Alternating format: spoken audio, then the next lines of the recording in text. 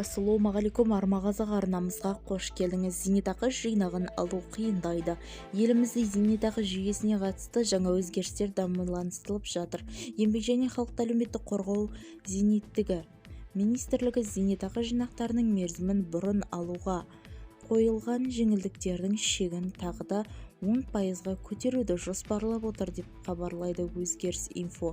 Бұл бағдарлама бір бағысынан азаматтардың қаржылық тәртібін күшейту көзделсе, екінші жағынан жинақтау жүйесінің тұрақтылығын сақтап қалуға бағытталған. Еңбек және халықты әлеуметтік қорғау министрлігі Асқарбек Ертаев мәліметінше, соңғы жылдары 20 мен 35 жас аралығында зейнетақы жинақтары азаматтардың жинақтау сомаларының 1 триллион теңгеге жуық қаражаты мерзімінен бұрын алып үлгерілген.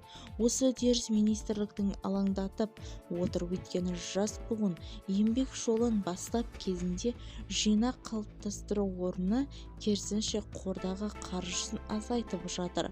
Министрлік ұсынылған және тәртіптің тіпті мақсатымен жинақтау зейнетақы жүйесінің нығайту, яғни азаматтардың еңбек нарығындағы енгізілген сәттердің барлық болашақ зейнетақы қорын қалыптастыруға басымдылық беруі тиіс. Бұл өзгеріс мүдделі мемлекеттік органдармен келісімнен кейін үкімет қаралуын ұсынылады. Алдын ала болжам бойынша жаңа талаптар сәуір айының соңына қарай күшіне енуі мүмкін. Сонымен қатар зейнетақы жүйесін цифрландыру бағытталғанда жаңашылдандыру енгізілмек.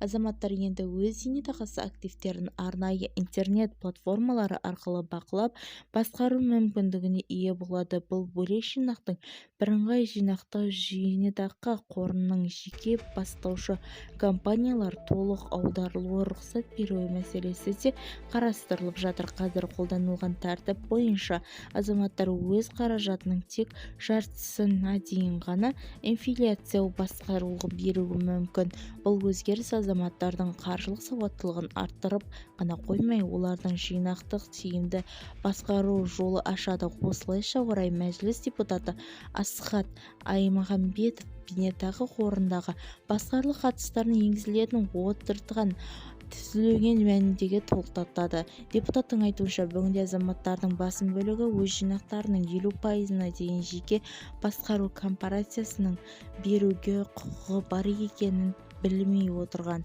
және де бұл мемлекеттік табыстардың арттырып тәуелділікті тарқатқанда жағдайда. Сонымен қоса, дегенмен көптеген азаматтар қаражатын өзгеріссіз ұлттық банктің басқаруында қалдыруды жөн көреді. Біз екі негізгі түзілікті ұмыстық.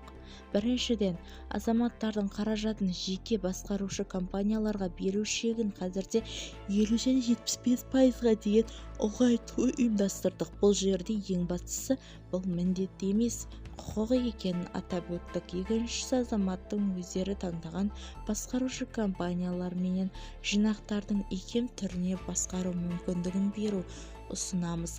Бізді тамашалауды жалғастырыңыз. Сау саламат болыңыз.